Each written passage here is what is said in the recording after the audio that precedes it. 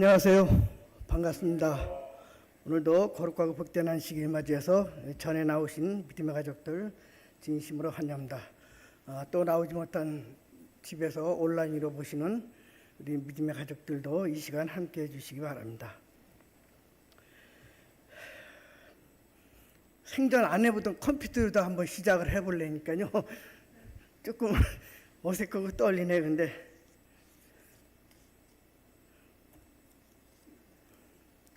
먼저 하나님의 말씀, 이게는 다 나올 줄 알았더니 안 나오네요.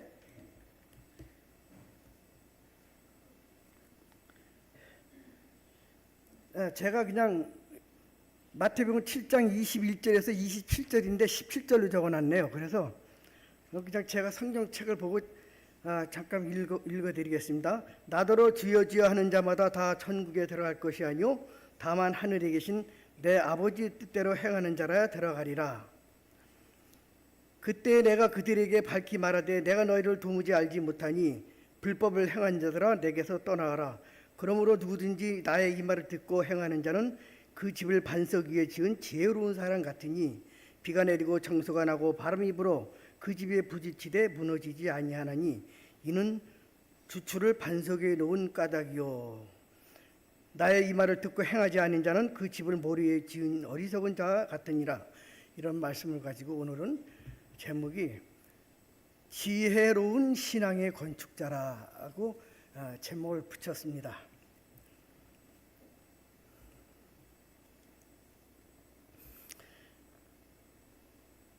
우리가 죄인에게서 태어나서 사람이 죄인으로 태어났잖아요. 그래서 죄인으로 태어났기에 죄를 짓는 게 맞는 것이냐, 아니면 사람이 태어나서 죄를 범했기 때문에 죄인이 되었나, 어떤 게 맞은 것 같아요? 사람이 죄인으로 태어났기 때문에 죄를 짓는다.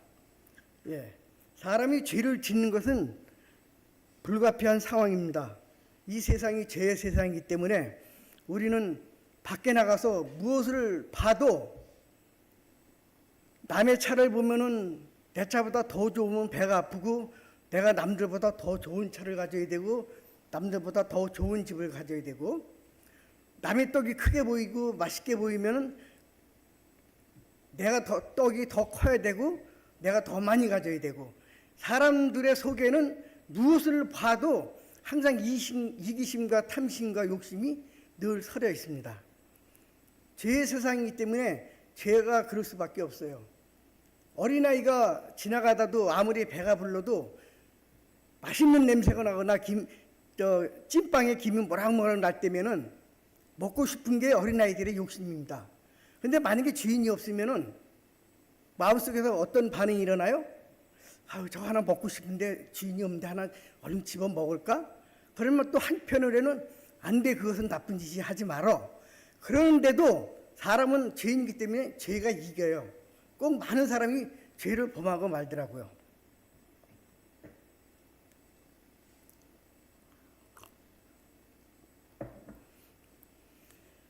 그래서 이제는 우리 딸이 아이를 낳았지만 그 아이가 낳자마자 하나님의 자녀가 되나요? 그 어머니 부모가 모태신앙인데도? 왜 그래요? 사람이 자녀를 낳고 예수님이 태어날 때도 마리아의 몸을 빌렸지만 뭐로 태어나셨어요? 성령으로 태어나셨잖아요. 우리 죄인도 태어나긴 죄인에게서 태어났지만 물과 성령으로 거듭나라고 그러셨잖아요. 성령으로 태어나라. 그러면은 우리가 성령으로 태어났을 때 하나님이 누구가 되는 거예요? 아버지가 됐잖아요. 예수님도 성령으로 태어나셔가지고 하나님이 아버지가 되셨잖아요. 그럼 예수님과 나의 관계는 뭐예요? 왜? 어려워요? 아니, 예수님과 나와는 형제죠. 히브리 2장 10절 같은 데 보면은 그리스도께서 우리가 형제됨을 부끄러워하지 아니하신다고 그랬어요.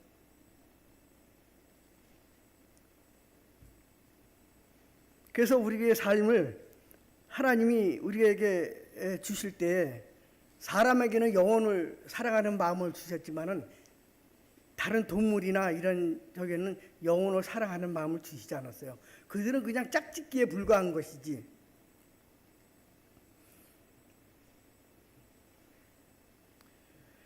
그래서 우리는 지금 이 시대를 살아가는데 어떤 세상에 어느 시대에 살고 있습니까? 다들 말하는 마지막 시대, 종말 시대에 살고 있는 것입니다.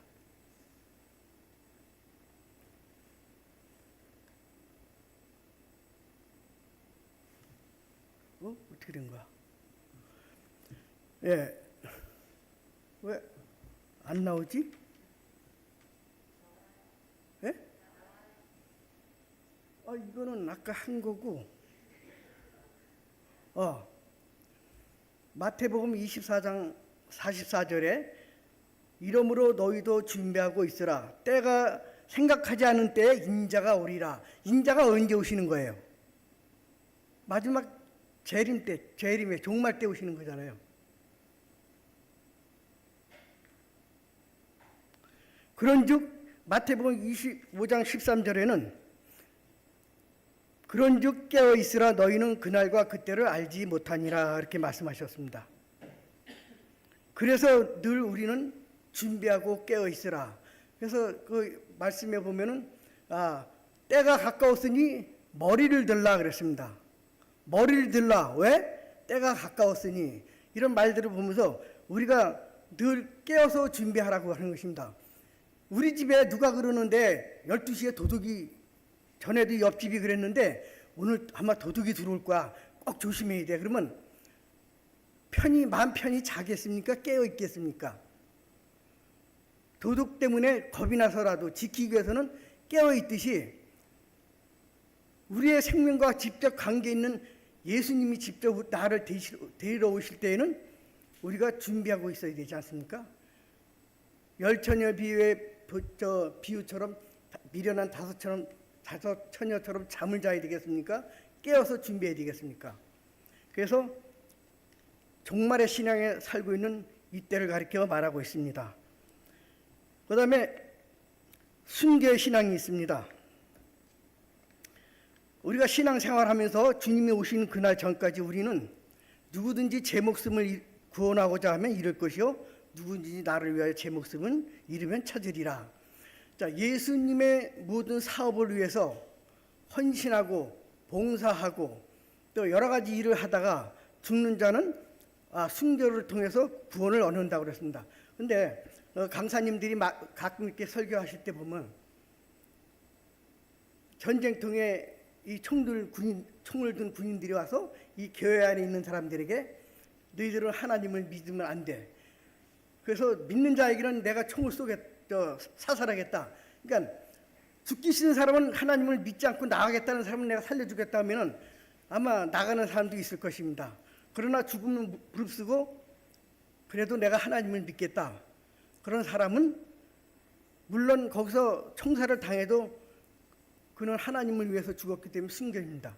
그러나 또 한편으로는 하나님이 살 기회를 주시는데 그 총을 든 사람에게 마음에 감동이 있어서 그렇지 믿으려면 확실히 이렇게 믿어야지. 응? 총이 무서워서 믿는다고 그러다가 안 믿는다고 도망을 가? 그러면 그 총이 그들을 향해서 쏠 수가 있는 것입니다. 그래서 우리는 죽으나 사나 하나님의 백성이라면은 죽음을 두렵지 않게 생각하셔야 됩니다. 그래서 계시록 2장 10절에는 죽도록 충성하라. 그리하면 내가 생명의 관을 내게 주리라. 면류관을 주신다고 말씀하셨습니다. 죽을 각오라고 말씀에 순종하라. 마지막으로 오늘날의 신앙은 어떤 것이냐면 오늘의 신앙이 되겠습니다. 자, 여러분들이 오늘의 신앙을 계속 하고 계시잖아요. 그러므로 하나님께서 말씀하시기를 내일 일을 위하여 염려하지 말라. 내일 일은 내일 염려할 것이요 한낱 괴로움은 그날에 족하니라. 여러분 내일이라고 하는 날짜가 있습니까? 말은 표현으로는 있어요. 내일 거룩하고 복된 안식일입니다. 여러분 9시 반까지 정확히 시간 지켜서 안식일학교 시간에 오십시오. 그러면 그 다음날 딱 오면 안 교장님이 오늘 거룩하고 복된 안식일 정각 시간에 출석하신 여러분 환영합니다 그러잖아요. 그러면 내일 가서 내일이라고 그러겠습니까? 아니요. 내일이 딱 가면 또 오늘이 되는 거예요.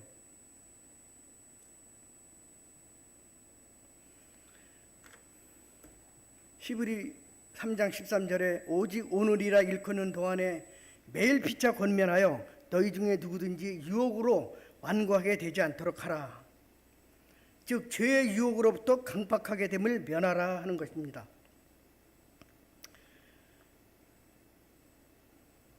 그래서 우리가 어떻게 살아야 할지를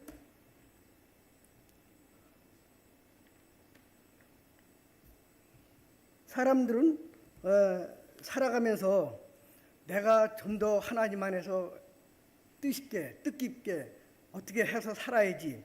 그렇지만은 그 사람들의 마음은 다 원하는 것들이 있어요. 하나님 말씀대로 원하고 하나님대로 뜻대로 원하면서 선을 행하지 아니하고 도리어 원칙에 벗어나는 일들을 많이 하고 있는 것입니다. 보통 사람들은 올바른 원칙을 가지고 살면서 또는 원칙보다는 타고난 그 죄된 본성 때문에 삶을 통해서 길들여진 습관대로 살아가는 사람들이 많이 있습니다. 그 누가 그러더라고요. 참 신앙도 성격대로 하는데 나쁜 말로 좀 하면은 참 성격대로 신앙생활 한다 그런 말이 있더라고요. 그게 누구를 가리켜 하는 얘기는지를 아시잖아요. 그만큼 이 신앙생활을 똑같이 하는 사람이라도 정말 하나님의 뜻대로 행하는 자가 있고 그렇지 않은 자가 있음을 말하고 있는 것입니다. 그래서 목사님이 먼저 설교하실 대로 우리가 생각하는 것은 행동으로 옮기고 그 행동은 습관이 되고 습관이 품성으로 된다 그랬습니다. 근데 그것을 나쁜 쪽으로 하면 안 되기 때문에 우리는 늘 좋은 생각으로 해야 돼요. 그래서 생각을 좋은 생각으로 하면 좋은 행동이 나오고 좋은 습관이 나오고 좋은 품성이 돼서 하나라 갈 수 있다라는 것입니다. 그래서 구원받은 백성들은 우리 하나님의 백성들은 인간의 행복과 건강과 영생을 위해서 하나님께서 창조주이신 하나님께서 주신 법칙을 따라 사는 것이 가장 좋은 방법인 것입니다. 그리스도인 삶에서 중요한 것은 무엇이에요? 하나님의 말씀의 원칙을 따라 의로운 생활과 습관을 만드는 것입니다.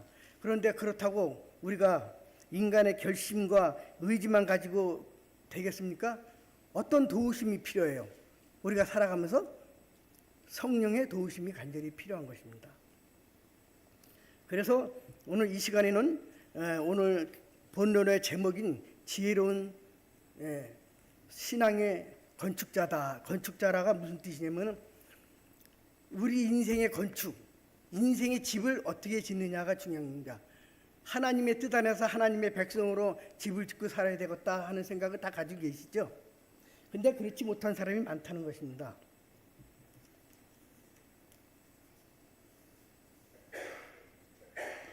그래서 에베소 5장 15, 17절에는 말씀하시기를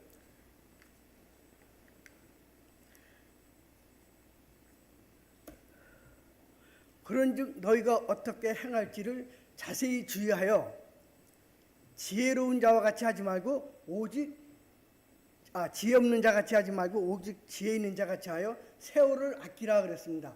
왜요? 때가 악하니라 그랬어요. 그러므로 어린 작은 자가 되지 말고 주의 뜻이 무엇인지 이해하라 그렇게 말씀하셨습니다.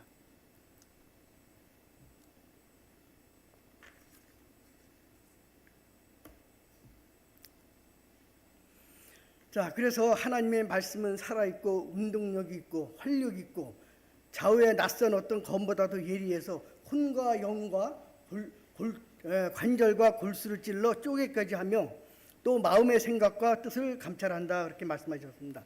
이 말씀이 얼마큼 중요하신지를 우리가 알기를 바라시는 하나님의 말씀이신 것입니다.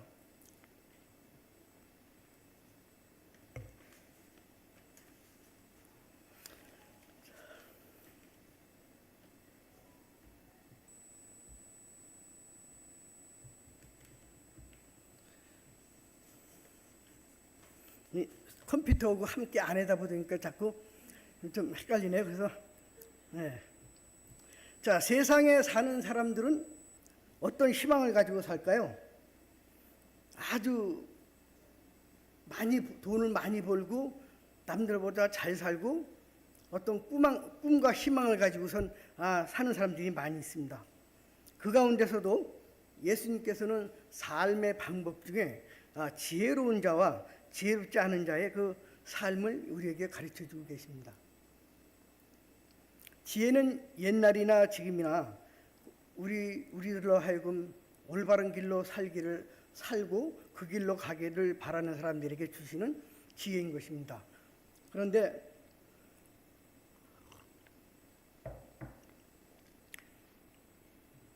그 옛날 히브리인들은 인간이 하나님과 인간과의 관계를 수립을 참 가장 좋은 방법으로 이 지혜를 그들은 바라보게 되었습니다. 그래서 그 지혜의 근본은 누구로부터 나온 거예요? 하나님으로부터 나온 것입니다. 그래서 히브리인들은 하나님과 인간과의 바른 관계를 수립해 나가는 것을 최고의 지혜로 잡았는데, 헬라 사람들은 철학과 사상을 통해서 그들은 하나님과의 관계가 아닌 인간과 인간관계, 그리고 사물과의 관계를 수립해 나가는 것을 최고의 지혜로 생각했습니다. 그래서 그들에게는 하나님의 지혜가 필요 없다는 것을 말하고 있는 것입니다. 그러나 이 모든 것을 보면 하나님이 없이는 모든 것이 된 것이 하나도 없다고 말을 우리에게 가르치고 있습니다. 지혜의 중요성에 대해 우리 모두 새롭게 인식하되 참다운 지혜의 삶이 무엇인가를 깨닫고 어리석은 자의 삶을 이렇게 함께 보면서 우리가 정말 지혜로운 자의 삶이 어떤 것인가 다시 한번 생각할 수 있는 시간이 되시기 바랍니다. 자, 지혜로운 사람은 지혜로운 건축자라고 그랬습니다. 인생은 마치 집을 짓는 것 같이 좋은 집을 지었다는 말은 바로 보람있게 살았다라는 그런 말씀들을 하고 있습니다. 즉, 사람이 올바로 제대로 잘 자라고 참된 사람이라면은 바로 자식 농사를 잘 졌다라고 하는 것입니다. 사도 바울은 육신의 집과 신앙의 집은 다르지만은 모든 인생의 집을 짓는 건 똑같다고 그렇게 얘기했습니다. 그래서 지혜로운 건축자는 좋은 터를 선정한다. 즉, 몇 년 전에 우면산이 무너지면서 그 아파트로 다 쓸려 내려오고, 또 충청도 이런 데 비 많이 와서 막 비탈이 쓸어 내려서 집 무너지고 불나서 불타 이런 여러 가지 많이 보지 않았습니까? 그러면 우리는 집을 짓 때 어디다 져요? 응? 모래 같은 이런 비타 이런 데 짓지 않습니까? 그런 데는 짓지 않습니까? 그래서 사람들은 이 집을 지을 때 그 계획을 가지고 가장 좋은 것이 어딘가를 우리는 생각해야 되는 것입니다. 예수님의 본문 비유의 말씀을 통해서 우리의 삶이 어디에다 기초에 두어서 살아야 되는가를 말씀하고 계셨습니다. 뭐라고 그러셨어요? 우리의 기초를 반석이신 예수 그리스도 위에 세우라. 이 반석은 예수 그리스도이시니, 그러므로 우리가 그 반석 위에다가 집을 짓는 자들은 창수가 나고 비가 오고 비바람이 쳐도 무너지지 않는다고 말씀하셨습니다. 그 유명한 베드로의 신앙 고백, 주는 그리스도시요 살아계신 하나님의 아들이라 라고 이 고백을 했습니다. 이러한 고백이 우리의 고백이 되시기를 바랍니다. 세상 권력이 또는 부귀, 영화, 명예, 체면, 권력 이런 모든 것들은 그것이 무너지면 다 무너지게 되어 있습니다. 예수님 오시는 날 내가 모든 사람들이 이 땅에다가 모든 보물과 재물과 권력과 명예 다 쌓아놓으면 무엇하겠습니까? 다 무너지게 되어 있습니다. 슬기롭고 지혜로운 건축자는 터가 마련되면 그 터 위에 어떠한 집을 지을지를 알고 있는 것입니다. 또한 좋은 집을 짓기 위해서는 건축자가 재료를 또한 가장 중요시하고 있습니다. 우리가 이 교회를 성전을 져도 좋은 나무 의자와 좋은 이런 스피커, 음향 재료 이런 것들을 비싸게 주고 좋은 거 쓰지 않습니까? 그런 것처럼 좋은 재료는 하나님의 말씀으로 재료를 쓰는 것입니다. 우리가 온전한 그리스도인의 집을 지으려면은 내가 누구 것을 재료를 써야 돼요? 하나님의 말씀으로 나를 잘 지어야 된다 하는 것입니다. 내가 온전한 그리스도의 사람으로 지으려면은 하나님의 말씀으로 집을 지어야 된다. 사람이 이 세상을 살아가는 데는 떡도 필요합니다. 그러나 마귀가 예수님을 시험할 때 가장 먼저 무엇으로 시험했습니까? 네?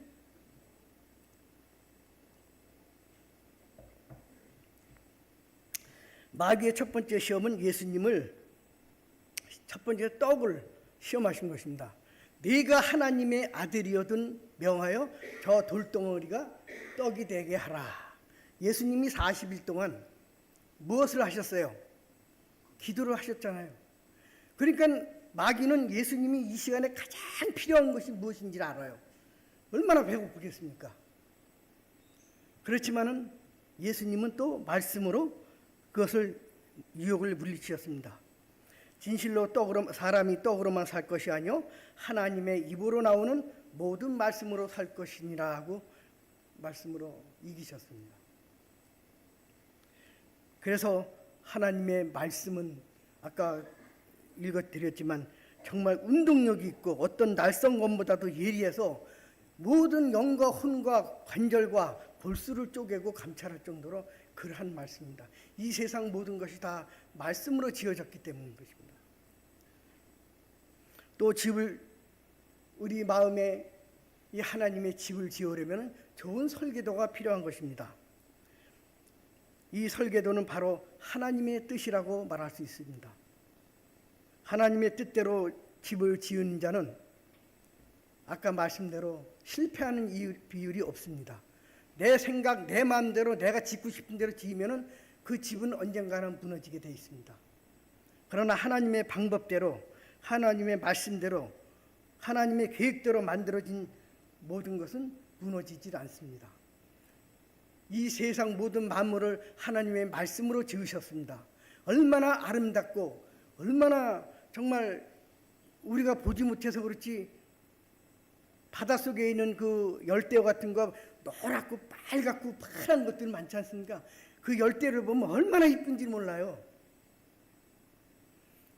사람은 진짜 아름다운 꽃을 안 보다가 보면은 와 하고 감탄하잖아요. 중국에 그 유리객잔이 있는 데가 뭐라 그러는 거죠? 거기에 그 절벽 그 봉우리가 그 아바타 영화를 찍은 곳이라고 그러는데 정말 멋있더라고요. 그런데도 그랜드 캐년, 미국의 그랜드 캐년 보면은 다들 그냥 보는 사람마다 처음부터 입이 이만해져 가지고 그냥 감탄을 해요. 그런 걸 볼 때 이 하나님이 지으신 것은 얼마나 아름다우신 것인지. 그래서 보시기에 좋았더라 그렇게 말씀하셨습니다. 다음에 하나님의 집을 지을 때 기술이 필요한 것입니다. 아무리 재료가 좋고 설계가 좋고 터가 좋아도 이 실제로 기술이 없으면 아무것이 아닙니다. 우리 인생의 그 건축, 인생의 집의 건축은 뭘로, 어떤 기술로? 하나님의 성령의 능력으로 이루어져야 한다는 것입니다. 이 전이 누구의 전이 되기 때문에? 하나님의 계시길 전이었기 때문에. 고린도 전서 3장 16절에 말씀에 성령이 거하시기 원하는 육신의 성소, 즉 성령의 전이라고 그랬습니다. 육체의 소욕을 따라 썩어져갈 구습을 따르는 그런 것이 아니라 썩지 아니할 그런 것을 우리가 찾고 있는 것입니다. 그리고 성령의 인도하심을 따라 살면 예수 그리스도 안에서 풍성한 은혜가 차고 넘칠 것입니다. 우리가 마땅히 빌바를 알지 못할 때 성령께서 알 수 없는 탄시로 우리를 친히 도우시고 성령 충만함이 우리가 이 세상을 이기고 나 자신을 이기고 모든 죄를 이길 수 있는 것입니다. 또한 지혜로운 사람이 지은 건물은 영원히 존재할 것입니다. 예수 그리스도로 말미암아 반석으로 믿음으로 지은 이 인생의 우리 집은 마지막 때가 되어도 하나님께서 결코 무너뜨리지 아니할 것입니다. 믿지 아니한 하나님 말씀에 어긋나게 지은 모든 사람들은 예수님 재림 때가 다 무너질 것입니다. 그런 것을 말하고 있는 것입니다. 삶의 방법은 하나님의 말씀과 뜻에 순종하고 성령의 능력에 힘입어 삶의 목적을 하나님의 영광을 위해 사는 지혜로운 성도가 되어야 한다고 말씀하고 계십니다.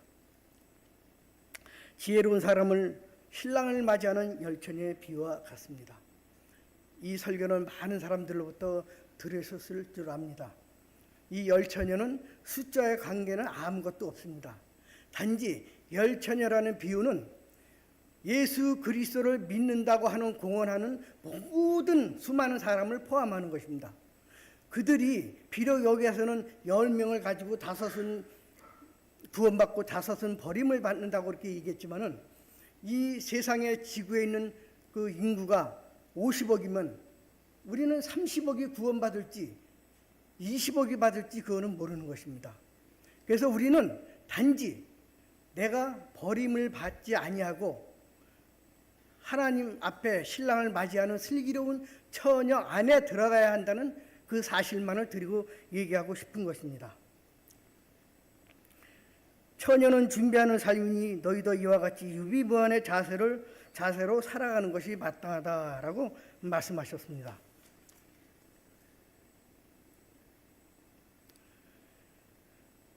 만물의 마지막이 가까웠으니 그러므로 너희는 정신을 차리고 근신하여 기도하라. 무엇보다 더 열심히 서로 사랑하고 서로 사랑하라고 그랬습니다. 사랑은 허당한 죄를 덮는다라고 그랬습니다.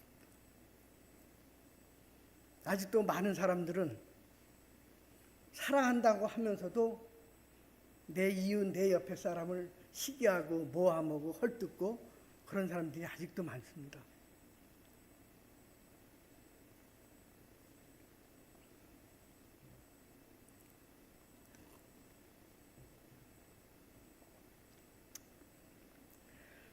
지혜로운 성도는 예수님 재림 시 주님을 영접하고 성급받는 신자를 말하고 있습니다.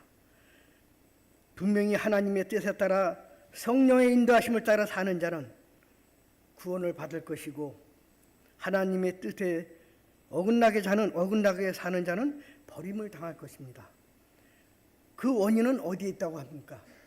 기름이 모자랐다고 그랬지 않습니까? 그 원인이 어디에 있어요? 기름이 모자란다고 그랬습니다. 그 기름이 뭐라고 그랬어요? 그냥 성령이라고 그랬습니다. 그래서 우리가 말씀으로 무장하고 신앙의 경조를 지키고 성령으로 충만하지 못할 때에는 버림을 받을 것이고 이렇게 살 때는 우리가 슬기로운 다섯처녀처럼 구원을 받을 것이라고 우리에게 말씀하고 계십니다. 그래서 우리는 늘 준비하고 있어야 되는 것입니다.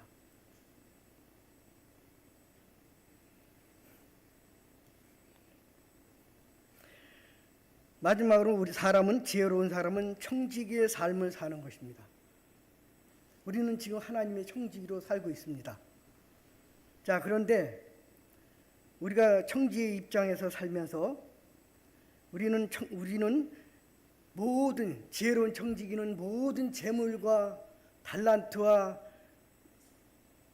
주시는 모든 것들 이런 것들이 하나님의 축복으로 우리에게 주신 것을 감사로 살고 하는 그런 사람들입니다. 그런데 지혜롭지 못한 사람들은 자기가 잘나서 많은 재물과 돈과 명예를 자기들이 만든 줄 압니다. 이런 생각을 가진 청지기는 하나님의 사명을 완수할 수가 없습니다.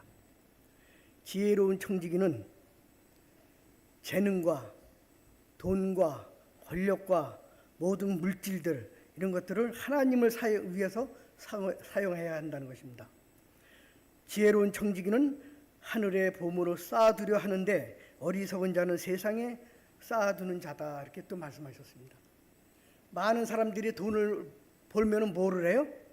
땅을 사고 집을 사고 금은 보화를 사서 땅에 묻어놓고 그렇게 하지 않습니까? 근데 우리는 하나님이 주신 만큼 11금을 내면서 또 하나님께 감사헌금을 드리면서 또 도르가 헌금도 드리면서 또 어려운데 도와주면서 이게 다 하늘의 보화를 쌓는 일인 것입니다.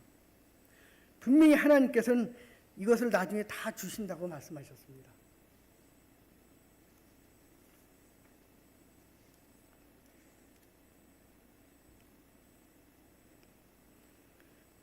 지혜로운 청지기는 자기의 주인이 누군가를 아는 자입니다. 우리의 주인이 누구셔요? 에? 우리의 주인이 누구셔요? 하나님이시지 않습니까? 온 세상의 모든 것이 다 하나님 것인데 그 하나님이 지으신 땅에서 사는 우리는 그것이 내 것이라고 할 수가 없는 것입니다. 다 하나님 것입니다. 잠깐 우리가 빌려서 쓰는 것이고 그 터위에서 하나님이 주신 은혜 가운데서 살고 있는 것입니다. 그래서 지혜로운 청지기는 신앙으로 재물을 정복하고 지혜롭지 못한 사람들은 재물에 의해서 지배를 받고 있는 것입니다. 그러므로 우리는 주인이 하라는 대로 하고 의로운 삶을 사는 사람이 바로 슬기로운 청지기인 것입니다. 그리고 청지기이면서도 종의 모습으로 일할 필요가 있습니다. 주님은 하나님의 아들이면서도 종의 모습으로 이 땅에 오셔서 십자가에 죽기까지 복종하셨습니다. 우리는 그 겸손과 온유를 배워야 한다는 것입니다. 지혜로운 청지기는 사명감이 있어야 하는 것입니다. 모든 일을 책임 있게 행하고 우리의 마음속에 주인이 따로 있으니 나는 내 마음대로 하면 된다 하는 식이 아니라 우리가 마지막 날에 내가 주의 앞에서 회개할 자같이 최선을 다한다 하는 것입니다. 여기서 말하는 회개는 우리가 죄를 회개하고 잡거나 그런 회개가 아니라 재물을 보는 회개, 돈에 관한 회개 이런 것입니다. 5달란트를 받은 자와 3달란트를 받은 자들은 충성을 다해서 갑절로 남기지 않았습니까? 그런 나에게 하나만 주신 달란트를 하나만 줬다고 그래서 나에게 주시 않았다고 그냥 묻어뒀다가 혼나지 않았습니까? 우리는 그렇습니다. 나처럼 키가 이렇게 작고 못생기고 말도 잘 못하고 어느 특별히 잘하는 달란트가 없으면 나는 하나님이 달란트를 아무것도 안 주셨으니까 나는 하나님 믿지도 않아도 되고 아무 일도 안 해도 돼. 이거는 아닙니다. 모든 사람에게는 적으나 많으나 달란트를 다 주셨다고 합니다. 그래서 어떤 사람은 이거 잘하고 어떤 사람은 이거 잘하고 저거 잘하고 다 틀려요. 그런 사람들이 하나하나 둘 모여서 공동체를 이뤄서 하나님의 사업을 해나가는 사람들이 바로 여러분들인 것입니다. 이 교회는 죄인이 없는 사람이 오는 것이 아니에요. 죄가 없는 사람이 오는 것이 아니에요. 다 죄인들이기 때문에 오는 것입니다. 그리고 하나님의 은혜로 구원을 받은 자들이 이 좋은 소식을 나가서 전해야 할 사명이 있는 것입니다.